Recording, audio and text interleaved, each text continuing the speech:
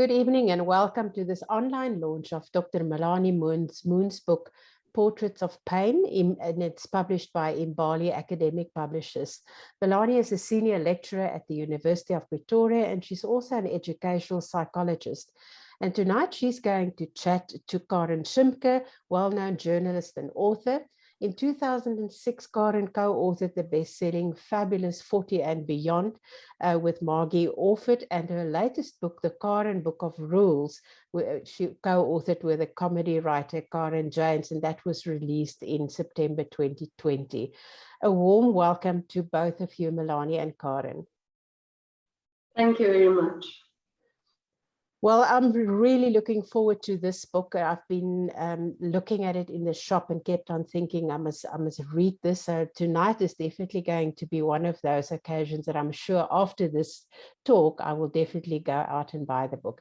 Enjoy the evening with us. I'll chat to you later. Hi, Melanie. Hi. How are things going? I'm good, thank you. Looking forward to our chat or discussion. Yes. Thank you very much for doing this, and thank you for contributing to the body of work that exists. Not that there is much, but certainly in South Africa, we have a history of family murders and a lot of interest in why this is, and it's been like that for a long time. Now, your book is called Portraits of Pain, and the subtitle is actually has 3 words in it which I think are very evocative, and those words are children who kill. The 3 words in combination really fire up the public imagination, and it has actually led to an enormous amount of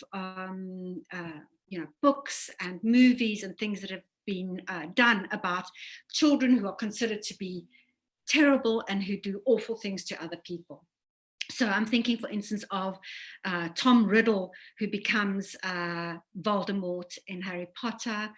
And then there was the extremely well-known movie, The Exorcist, in which a 12-year-old girl is possessed by a demon and is so awful. There was The Omen and The Children of the Corn, which I saw when I was young and creeped me out completely. And then more recently, there was a story done by Lionel Shriver, the fiction book that was also turned into a movie done by Lionel Shriver about this boy called Kevin Kachadurian, who seems to be evil. So there's this idea out there that these children are evil, that they're not children, that there's something about them that is uncanny, and very often ideas of the sort of them having supernatural powers comes into all of this. In fact, one of the cases that you used in your book was actually handled in another book that was called Disturbed: The Psyche of South Africa's Most Cold-Blooded Criminals. So there's no sort of in the public imagination prevarication about these children. They are simply purely evil. Now, you have done a lot of research. It's not just the 9 cases that you have in your book, but you did a lot of research about a lot of children who have been accused of murdering one of their family members. Was it your impression that these children are wicked and evil to the core? And if so, were they born that way? And do they have a history of bad deeds before they actually end up killing someone? Karin, thank you for the question. Yes, it's actually an important question that you ask, and it's one that I really, it's close to my heart, because I think people do misunderstand these children. And when I started off with the study, it was really this perception, as you just explained to us, that all these children are monsters, and I think it makes the public maybe feel a little bit more safe and secure if they think of these children that way, because luckily I don't have a child who is a monster, and then I don't have to deal with all these other things. So in this study, it was very, very easy to actually see that most of these children are not monsters as we portray them, and they come from really difficult home circumstances, which is often, marred by a lot of things like, for instance, abuse, and extreme parenting styles and so forth. So the murder that takes place is often their first offense or first serious offense that they commit.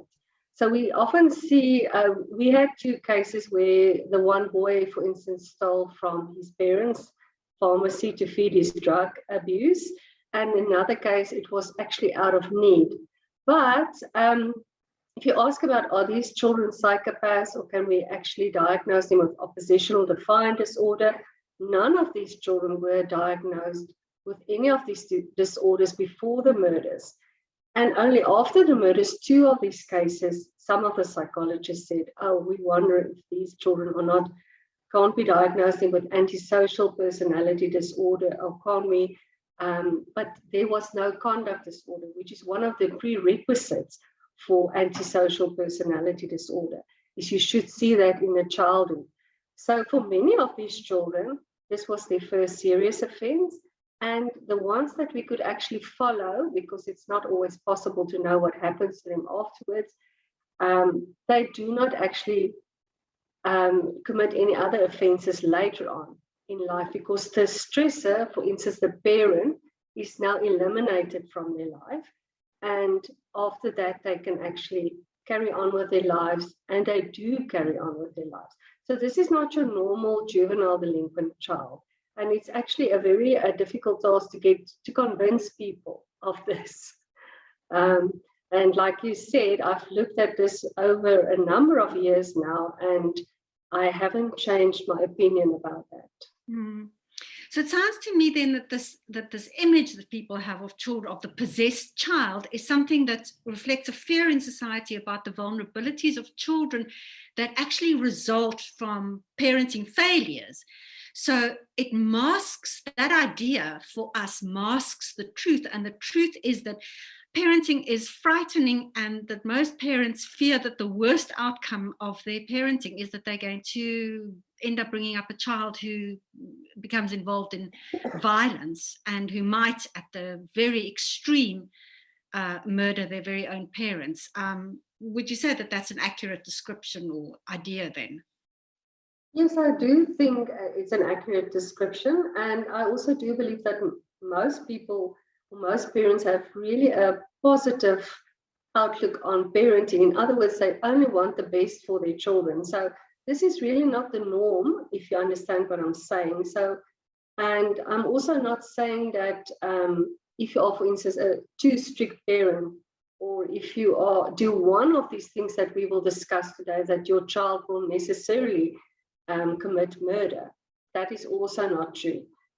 It's a lot of things that work together and flows in together, and ultimately ends with murder. And some children might be exposed to exactly the same circumstances, but might not murder someone. For most people, they try and get out of a situation that's bad for them. So I think we really have to also understand that it's a confluence of a lot of things that happened over an extended period of time, and that trigger incident is actually insignificant. You know, it's just the last straw that breaks the camel's back, and it overflows into something like murder. So I think parents can actually, it was hard. I'm not laughing because it's a serious matter, but I also had 3 teenagers. And sometimes when I did this study, it was hard for me to actually realize, okay, I was strict today, but I'm not necessarily doing what's happening to these children, if you know what I mean. You know, so you often have to check yourself as a parent, you know. What are we busy with? Are we only looking out for our children, or is this now bordering on extreme parenting? Well, I think that one of the things about parenting, in fact, is that we, or one of the things about adequate or good enough parenting is that we actually question ourselves. So when we come across situations where other children have manifested behavior that we find terrifying or worrying or any of that, you know, to stop and pause and think, well, you know, how could my own parenting be better or worse or whatever, you know. It's at least questioning oneself on that means that you're already a step closer to this. It's when there is no examination around the way in which parenting happens, I think that that's far more worrying than middle-class parents saying, oh, well, I shouted at my child today and sent them to their bedroom, now what have I done, Yeah. So, it's just about, sort of a thoughtfulness, and not to hook onto this and say, well, possibly this could happen to me, because there really are very particular circumstances that lead up to something like this, and it builds over a long period of time. But I wonder whether you could explain to us exactly what your definition of a child is, or children is, in the context of the study that you did, and then also what the definition is of family, because family in South Africa is not necessarily mommy, papi, and twee kinders. There's a whole variety of the ways in which families constitute themselves in South Africa. Yeah, so basically, if you just look strictly at laws and the Child Justice Act, then we would say a child is any person under the age of 18. But however, we see that, for instance, the National Youth Development Act look at a young person as someone between the ages of 14 and 35. And the Correctional Act also says that if you're still under the age of 35, we send you for a lengthy time to prison, you still have a good enough years to actually change your life. So you're young enough to actually still change your life. But I also looked at very much at the biological definitions of a child. And there, a lot of, in the medical profession, people do agree that your brain development, especially your prefrontal cortex, still develops up to the age of 20, and some of them even say to mid to early 30s. And we also see that children tend to stay with their parents up to the much longer these days, especially in South Africa, with our economy being what it is. So they are sort of in that child relationship for a longer time than in, like, for instance, 30 years ago. So in this study, we looked at a child as a person under the age of 25 years. And that's why we looked at it, because we looked at the different acts. We also looked at the brain development and so forth. And then when we look at family, you're absolutely correct. South Africa is a very complex country to do research in. I did research in Canada a number of years ago, specifically focusing on family murder, and it's much easier to actually come to conclusions there, because their society looks more similar. People are much more similar than in South Africa. But if you look at parricide and you look at the strict definition of parricide, it's the killing or the murder of a parent. But in our South African definition, they include aunts and uncles and so forth, and brothers and sisters.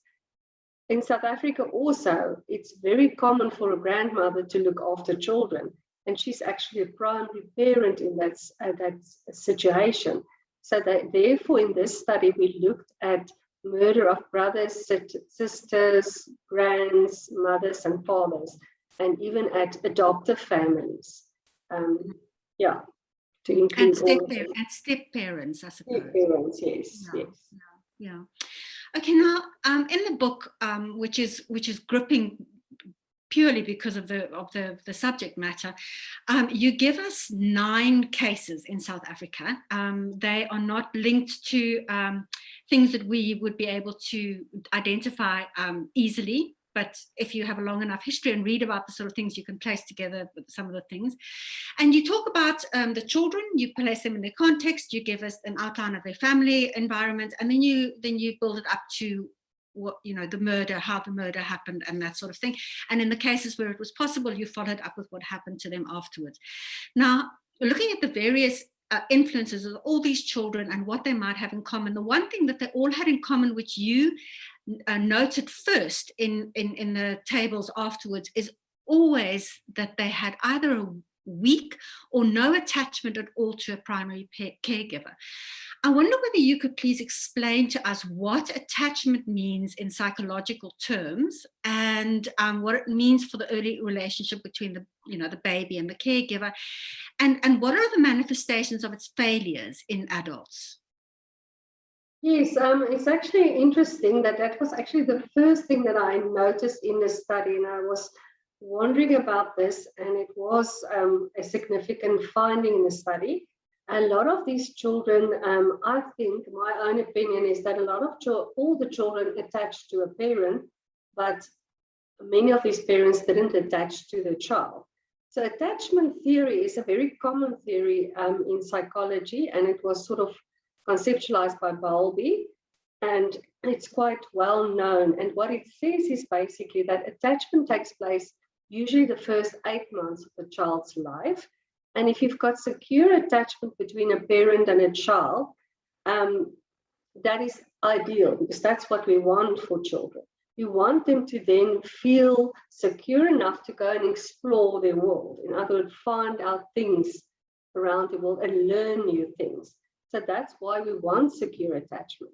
Attachment is also something that is very stable throughout the life of a person. So it doesn't really change much throughout the life course. So if you've got that secure attachment, we see that that has a very positive effect on a person's life. But if there are problems with attachment, we can have a number of problems that we see from that problematic attachment. A lot of psychological problems, for instance, can be the cause of poor attachment or weak attachment, as you explained it. For instance, anxious attachment can lead to insecurity and anxiety in the child. Or if a child is avoidant, if they have avoidant attachment, they might not want to go to the parent for support and for care and so forth, which leads to a number of other problems as well. And in the book, I also talk of reactive attachment disorder, which is very negative because this is associated with a lot of rejection and a lot of neglect from the parents' side. And these are also children that are often moved from one home to another home. And in these cases, you would have noticed that a number of these children live, once they live with a brand and it might go well there, and then they move to another person and another person and another person. And they say that this reactive attachment disorder has a lot of negative effects on the child. And it's also linked to a lot of delinquent behavior later on. Another person that also talks about attachment is, for instance, Hershey's theory on social control, where he says that if a child is attached to the parent and the environment they live in, they will not easily go into delinquent behavior or misbehave because they are part of a broader community that sort of accepts them. So I do think that attachment is quite an important concept that we deal with. And I do think that most people, when we talk about attachment, and most mothers do want to attach with their child. That's a normal thing. But I think a lot of moms also feel guilty if it doesn't happen, immediately with the child, because it is an important concept in anyone's life to attach to at least one primary caregiver in your life. Is attachment activated by the interaction between the baby and the parent? In other words, does it come from a sort of a two-way communication between the parent and the child, or how does attachment actually form? So in other words, the child has a need and a parent reacts. Yeah, that's true. So it's usually that you have this baby and it's almost a natural thing that the mother wants to care and support this child and look after this child. And obviously, like you said, react to the needs of this child. So that should be a natural thing for a parent. And it happens mostly to most parents. But we do have cases where the mothers, if they have depression, postpartum depression and so forth, they do not necessarily then attach with the child. And that can be problematic. So I have had students that have done studies on this in the past, and we do see that then there are a lot of negative effects for the children. And sometimes the mother cannot really help for that. She might need medication, or there was a negative pregnancy, for instance, if they were raped, whatever, that will affect your attachment to the child. But like I say, it's more normal for a child to say, I've got you, you're my parent, that's what I have, and I attach to you because, you know, you need to protect me, and I have this bond with you. But it is more often that we see that the parent don't necessarily always feel the same, and they can't always help that. There might be reasons for that, like psychological problems or health problems and so forth. Or practical problems, like a mother ending up in hospital very soon after giving birth, and Yes. not being able to look after her child. But I suppose if the attachment from the child is a constant, and attachment is interrupted at some point, attachment can happen again, can be established again if a mother gets into a position where she can be with her child again, or you know, has help for whatever health problems or mental health problems she has. So the attachment is not necessarily always gone if it didn't happen immediately, because I think a lot of people panic about that. I'm not attaching to my child. What does it mean to attach to my child? But it is a long ongoing process of need and reaction and so on. But having a weak attachment to a primary to a primary carer is or not having an attachment is not going to turn a person into a killer. So in fact, there's a whole constellation of things that need to happen for factors that might lead to something as dramatic as a dramatic climax as a murder in the family. So let's talk about some of the other things that roughly fall under the kind of parenting that might put a child at risk. You speak, for instance, about extreme parenting styles, and I wonder whether you could give us some examples of what extreme parenting styles are and how that affects children. Yes, that was also quite one of the significant findings in a study, is to look at parenting styles. And in normal parenting styles, you want a parent to be strict with the child. They know the boundaries, but there's a lot of warmth that goes with the parenting style. And that's the ideal that we want in families. But in this study, it was really significant to see that a lot of these children were exposed to extreme parenting styles, meaning that some of them were exposed, for instance, to extreme permissive or uninvolved parenting styles. And in other cases, they were, for instance, exposed to authoritarian parenting styles. So the permissive or the uninvolved parenting style is that parent that is sort of, they let their child do whatever they like. So they think they're actually good parents because you're allowed to do whatever you like. But there's not a lot of warmth that goes with this.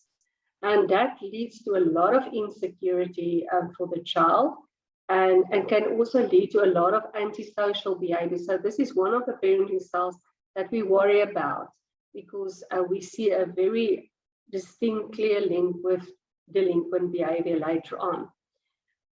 But the authoritarian parenting style was also seen quite often in the study, where it's characterized by a lot of punishment, a lot of strictness, and low support, low warmth towards the child. And this is actually the parenting style that's most often associated with family murder. So again, we have to look at the extremes here. Most parents try and sort of find a balance in between with their children, but we have noticed that these children were either, exposed to very permissive parenting styles or very, very strict parenting styles. I think you also said something about the idea of the ideal child is something that came up, particularly with very authoritarian styles of parenting. So what is that about? I think, and this is something that I think a lot of parents can say, you sort of have to consciously remember that this is not a mini-me, that you're raising, and they're not your second chance. That's one of the jokes that some people talk about, my child's not my second chance. I think for these parents, it was very interesting to see that if the child sort of followed the rules and the ideas of what they thought this child should be, then things went fairly well. But as soon as the child sort of did something that was not expected of this child, according to the parent, then there was a lot of strictness and punishment that went with that. So the parent has this idea of what you should look like or what you should be, and the child can't live up to these expectations because they've got their own voice, their own ideas, their own personality. And it is almost impossible for a child to sort of be that unless they're not going to be true to themselves. In the study, it was also very significant to see that a lot of the parents played the children off against each other. So, your sister is like this, or your brother is like this. You should try and be more like this. So this creates a lot of tension in the home and a lot of tension in the children as well. Trying to live up to a picture or a person that I cannot be.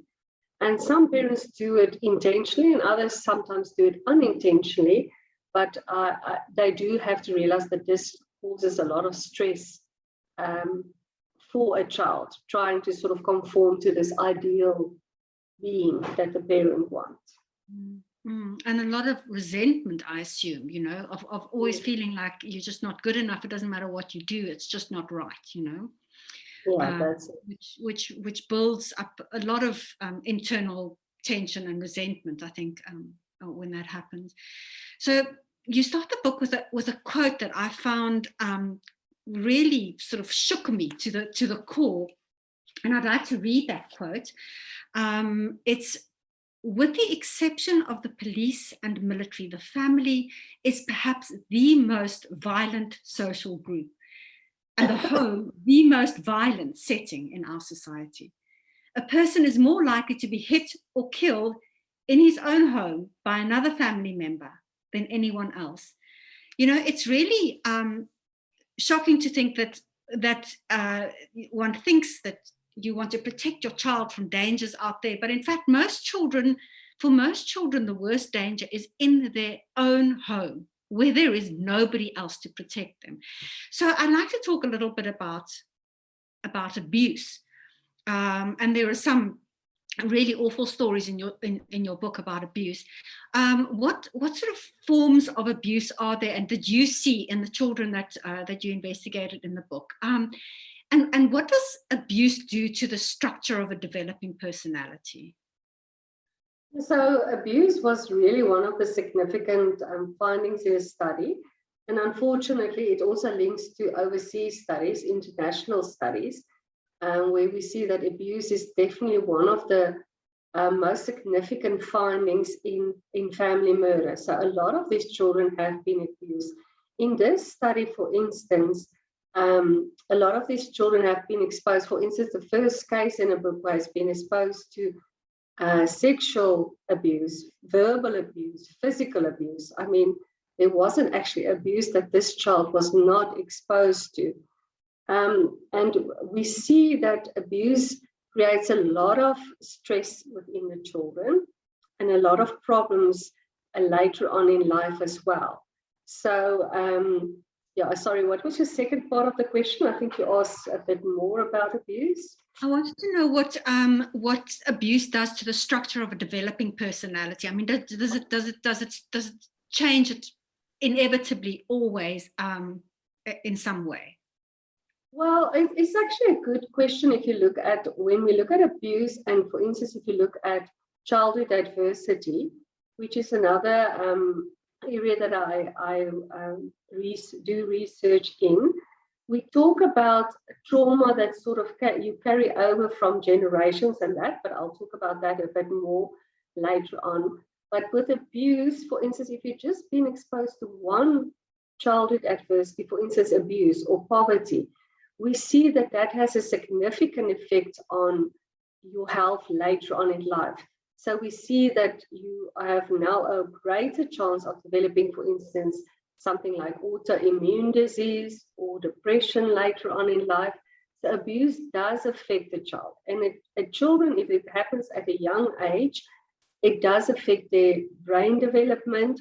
It affects their development throughout their lives.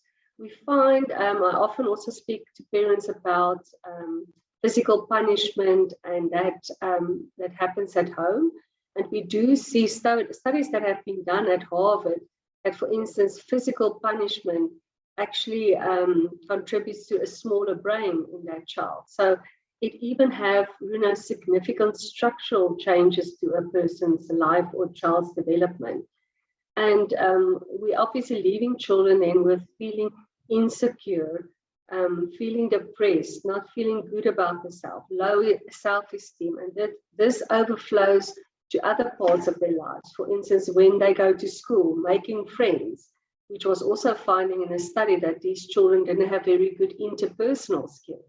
So it affects your relationships with other people, it affects your cognitive development, it affects your self-confidence, and then it has a lot of significant outcomes for your health as well later on in life.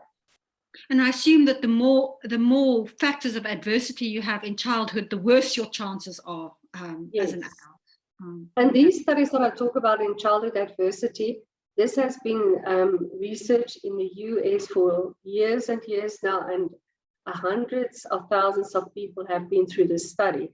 So it's not something that we wonder about. We've seen the effects of abuse and adversity on a person later on in life. Yeah, and it's not positive, unfortunately. Yeah. So we need to sort of do something about it. So I'm very passionate about that. Yeah. Yes.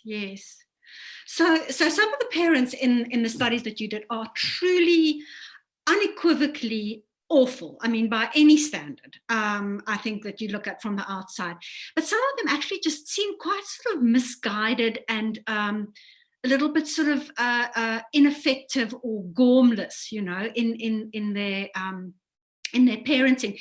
And with others, it seemed to me like it was quite clear to be able to see that they also have mental health issues of their own. And you speak about the social environment of the family in the book, and I wonder whether you can unpack for us not exactly because it's too complicated, but how many factors make up a dysfunctional family? Yeah, I think it's again important to sort of note that all families have struggles and all families have conflict with each other. So when we talk about dysfunctional families, that's not what we talk about. I mean, you will have a fight with your sister and you will sometimes argue with your mother. That's not a dysfunctional family. Dysfunctional families, we talk about this limited respect and empathy for family members. For instance, in some families, we see that there's still this belief of, I'm the parent and therefore I have more rights than you as a child, which already limits, a healthy relationship with parent-child. And then also, we also see that, for instance, if parents are pro-physical punishment, then this is also a door that opens for other abuse that can happen in the house. So when we look at a dysfunctional family, there is usually, we talk about a lot of child neglect. There's limited support for this child. The child is often exposed to, for instance, family violence, even if they just witness it. So some people think, okay, at least I'm not hitting my child, but just by being exposed to violence can have significant negative effects for a child. Or the child is exposed to parents, for instance, using drugs or alcohol in front of them. So there's definitely, for instance, a link between being exposed to dysfunctional family systems and delinquent behavior later on in life. So when we talk about this dysfunctional family, it's really a family where there is limited support, there's limited respect for each other, and a lot of exposure to things like, for instance, abuse or drug abuse or violence and so forth in the house. Mm-hmm. So when I was reading this book, I thought we need to, it is important for us to see South Africa in an international context. We are known, we are notorious for the fact that we are a violent society. So when it comes to family murders, and particularly children who murder family members or parasite, how bad are we in comparison to other countries? Is this something that you can actually say, Yes, I'm glad you asked this because this is very frustrating in South Africa. We do not have specific statistics on children that commit family murder. So that's something that I think the police services need to look into. But like I said, I have now followed up this study with other studies, and the findings that I can say with fairly certainty is that when we look at family murder, we're sort of exactly the same as other countries. In other words, more or less 1 to 4% of all murders are family murders. So, but if you look at violence, we are way ahead of most countries. Like, for instance, if you have these stats in the US, I'm not very surprised.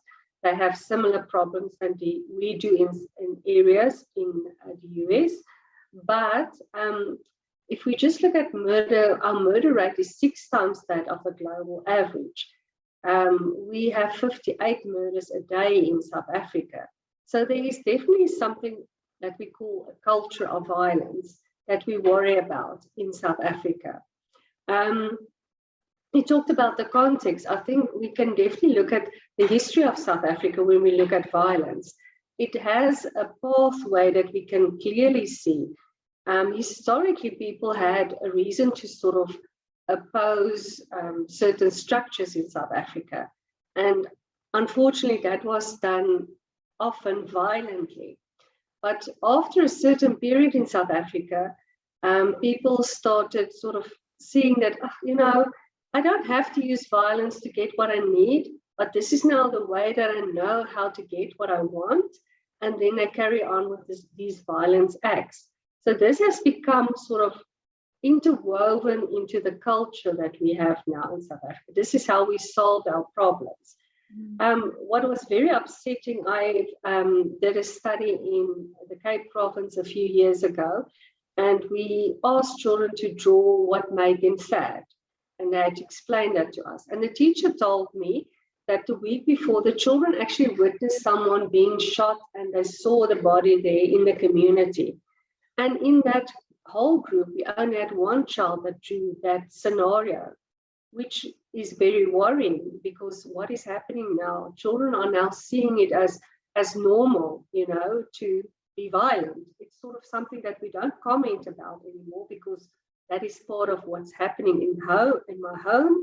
It's what's happening at school. And when I leave school in the afternoon, that's what I see in my community as well.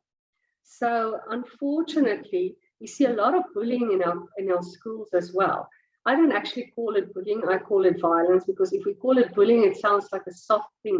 It's something that a child does to another child. And we need to call it what it is. It's violent acts at schools that we see. So unfortunately, we also see in our school that we have the second most violent acts in our schools in the world. That's where South Africa is. So unfortunately, we're way off the charts when it comes to violence. So we need to sort of take stock of this and decide what are we going to do about it. And I think a good place is usually to start with the child and the young child and the family, which is an important structure. And it's something that we have a certain amount of control over. But, I want to talk also just about this violent society that we live in. We can't go into history in any kind of detail.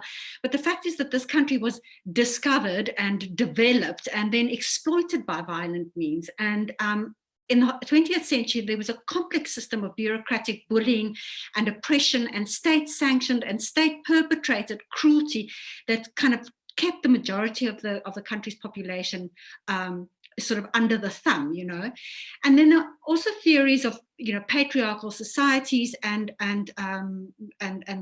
culture that supports the subjugation and the denigration of women and of children. So we can't unpack all of that, but I was wondering whether during your research you had actually thought about what is beyond parents' control, and their influence. Very strong cases can be made for multi-generational trauma and poverty, and also the effect of ongoing weak social safety nets for people who are in trouble, who don't have jobs or who have addiction problems and all of that sort of thing.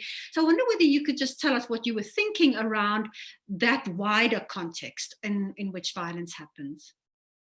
Yes, I absolutely agree. The latest research, like we've just talked a while ago, is on epigenetics and intergenerational trauma that we see now.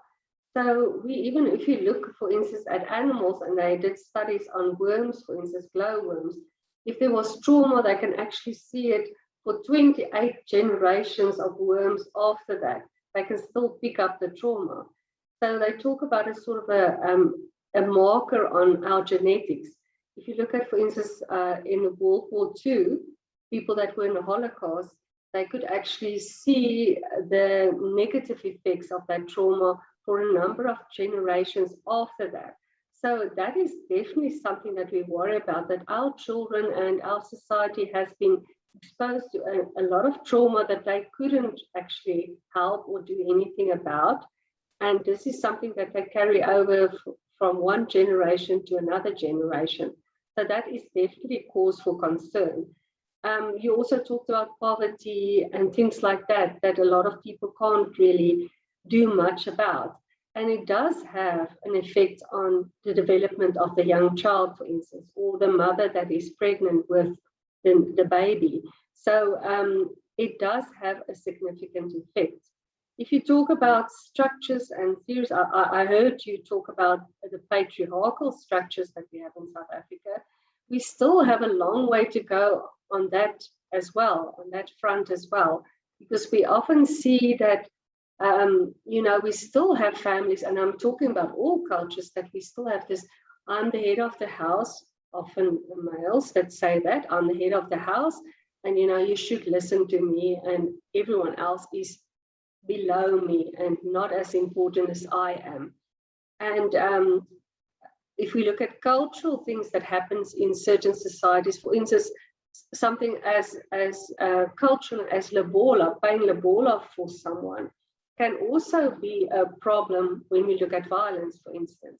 Because sometimes the males would say, but I've paid so much money to get married to you, so I can basically do whatever I feel like with you.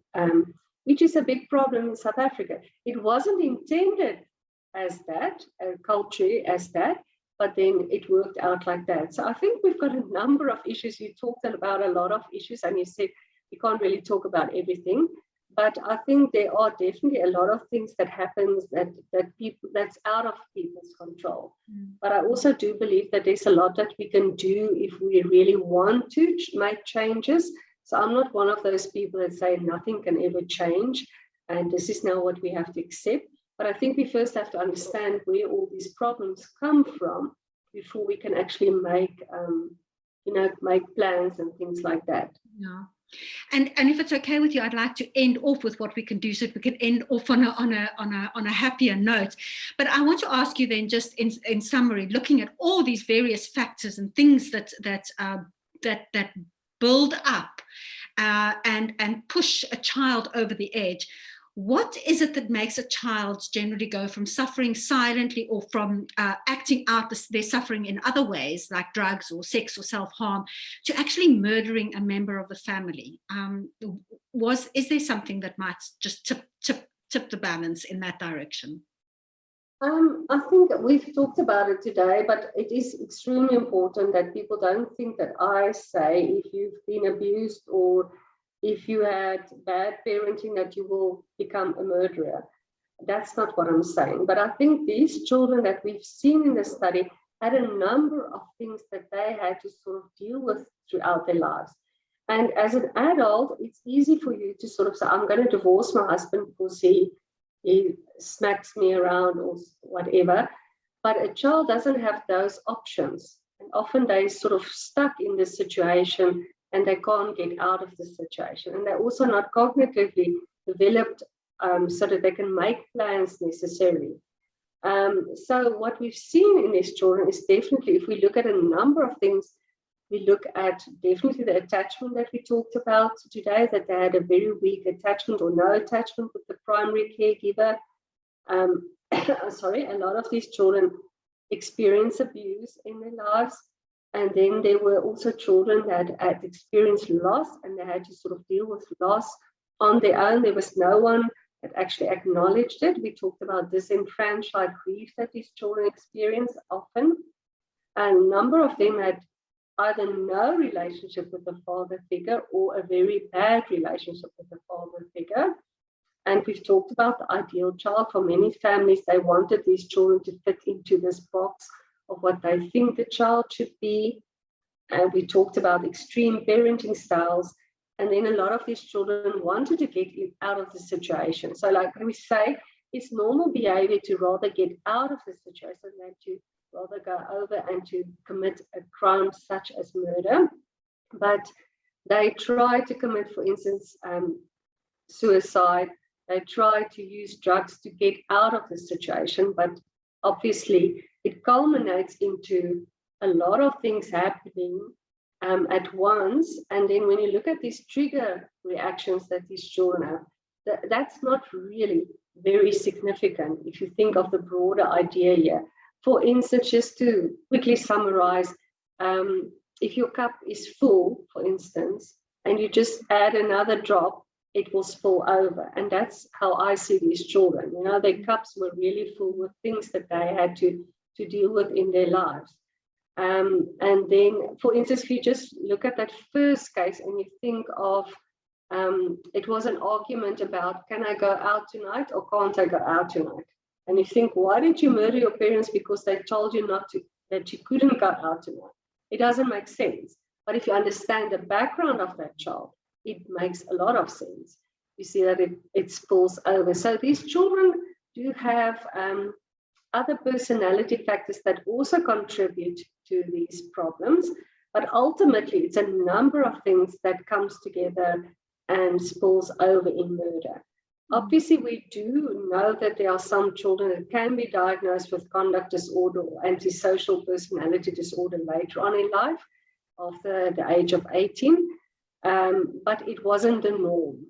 And that's what I want people to actually remember. It wasn't the norm that, like we talked about in the beginning of this interview, that this is the monster, and luckily I don't have the monster. They need to realize that all these things build up, and ultimately it can spill over into murder if the situation lends it to that. Yeah. I think one of the sort of concluding statements that you make is that murder is a way of preventing disintegration of the ego, which I interpret it to mean is almost it's almost the murder almost becomes an act of self-protection or self-defense. Yes, absolutely. Okay, so I was really glad to hear that you do have some ideas about how we can make things better, because it seems it can seem a little bit overwhelming, and as though there really are too many problems for us to even begin with this. So what are your ideas around, who ultimately has the responsibility for looking after children, and is there any hope at all that things might get better? What's the way forward? Definitely, I think it's all of South Africa's responsibility to look after the children and to be aware of your community. So I don't believe in that thing that you don't see no evil, hear no evil. In many of these cases, the neighbors knew about the abuse and so forth, but they did nothing because they were scared to get involved. So I think it's all of us should actually take up this responsibility and say, we are not going to keep quiet if we know about abuse and neglect and so forth. So I think an awareness is very important. Another thing that I also see is that the police services also need to take these cases very seriously. One case that was not in the book was a boy that he was the only one that actually contributed to the family's finances, and he bought some shoes for his little sister. And when he got home, the father hid all the food and said, but you wasted money buying shoes or something. And there was this conflict between the parent and the child, and he ultimately murdered his father. He went to prison for 12 years, which I don't actually 100% agree with. But this child, what I'm trying to say is this child actually went to the police a few years ago and said, I'm being abused at home. I need your help. And he was not protected. So I think the seriousness of this situation, we always need to take it serious, and we always need to do something about that. So what we see in the schools, I believe we can also use things like compassion education, which we're busy developing a little bit at the university at the moment. Changing the curriculum, teaching children to sort of talk about things that are happening at schools. Teachers need to be also trained in what can they do when they know about these situations, because I see in the schools, the teachers know there's something going on, but then they don't know what to do about it. In other words, to also be aware of your support structures in your communities. I believe that we can make many changes that way by educating children, educating families, because like I say, most families only want the best for their children. And if they know what they can actually do to improve the relationships or build a child's self-esteem, I'm sure that we will see changes in our communities. And if we could just stop thinking about children who deviate from the so-called straight and narrow path as being evil and just being vulnerable and in need of our help and protection, Melanie, thank you very, very much for a wonderful interview and for a really mind-opening book. And I do hope that it'll reach some people to the point that they will consider what they can do to improve themselves as parents or teachers, and what we can do in the community as well to make sure that that children are not seen as evil, but as given our protection. Thank you. Thank you very much. I appreciate your time. Pleasure. Ek gaan sommer afsluit in Afrikaans. Melanie en Karin, baie dankie. Dit was 'n ongelooflike interessante gesprek.